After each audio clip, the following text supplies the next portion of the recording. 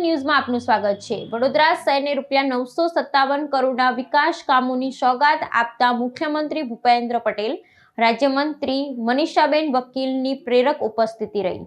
મુખ્યમંત્રી ભૂપેન્દ્ર પટેલે સ્પષ્ટપણે જણાવ્યું કે વડાપ્રધાન નરેન્દ્રભાઈ મોદી દ્વારા શરૂ કરવામાં આવેલા શહેરી વિકાસ વર્ષને પરિણામ સ્વરૂપ રાજ્યના નગરો અને મહાનગરો લિવેબલ સિટીઝ બન્યા છે। શહેરોના વિકાસ માટે પ્રતિવર્ષ રાજ્ય સરકાર દ્વારા માતબર રકમની નાણાકીય જોગવાઈ કરવામાં આવે છે। આ સંદર્ભમાં તેમણે ઉમેર્યું કે વર્ષ 2005માં જ્યારે તત્કાલીન મુખ્યમંત્રી અને વર્તમાન વડાપ્રધાન નરેન્દ્રભાઈ મોદીએ શહેરી વિકાસ વર્ષની શરૂઆત કરી ત્યારે સમગ્ર રાજ્યનું બજેટ માત્ર ₹500 કરોડ હતું, જેની સામે આજે માત્ર વડોદરા જેવા એક જ શહેરમાં એક જ દિવસમાં ₹957 કરોડ રૂપિયાના વિકાસ કામો થઈ રહ્યા છે।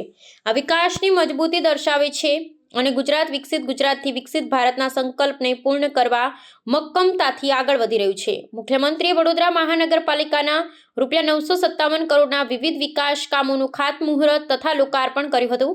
આ કામોમાં આંતરિક માર્ગો, ગટર વ્યવસ્થાપન, વીજળીકરણ, પાણી વિતરણ સહિતના કામોનો સમાવેશ થાય છે।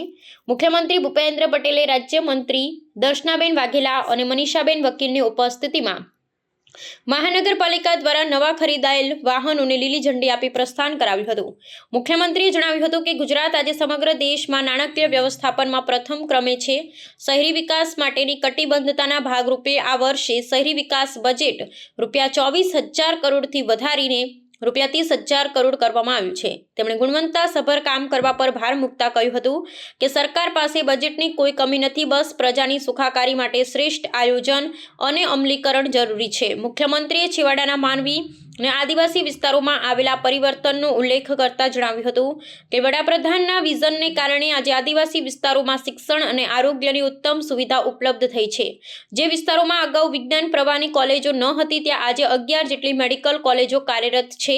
અંબિકા ખાતે યોજાયેલા રાષ્ટ્રીય આદિવાસી ઉદ્યોગ મેળાનું ઉદાહરણ આપી તેમણે ઉમેર્યું હતું કે આજે નાનો માણસ પણ મુખ્ય ધારામાં જોડાઈને ગૌરવ અનુભવી રહ્યો છે।